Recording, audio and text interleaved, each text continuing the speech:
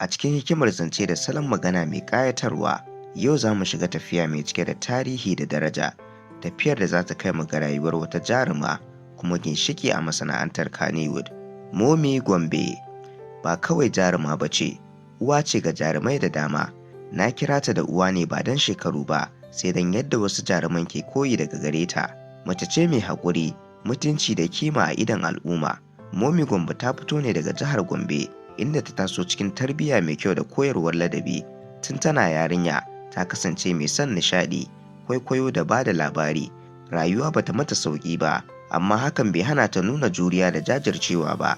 Shigarta Kannywood bata zo da sauri ba, ta fara ne a hankali, tana karɓan ƙananan rawa, amma cikin ƙanƙanin lokaci aka fara lura da baiwarta. Rawar jaruma da take takawa ta zama ta gaskiya, domin tana fitowa ne daga zuciya, ba kwaikwayo kawai ba. Momi Gombe ta shahara ne wajen fitowa a matsayin jaruma mai tausayi, jaruma mai tsauri amma mai adalci, jaruma mai nasiha da gyara. Rawar da take takawa tana sanya masu kallo jin kamar su koyi irin halayyarta. Wannan ne dalilin da yasa aka ɗauke ta a matsayin uwar Kannywood a zukatan masu kallo.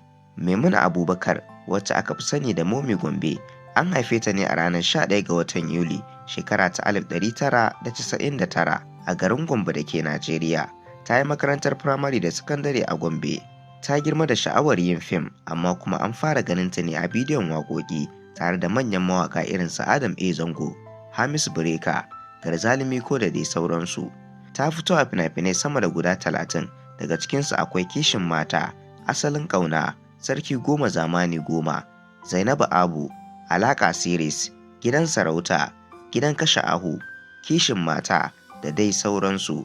Baya ga fim, Momi Gombe mace ce mai cikakken mutunci, ba ta shiga rigingimu, tana girmama kowa, tana kuma ba da shawara ga matasa a masana'antar. Mutane da dama suna girmama ta ba don shahararta ba, sai don halayenta na gari.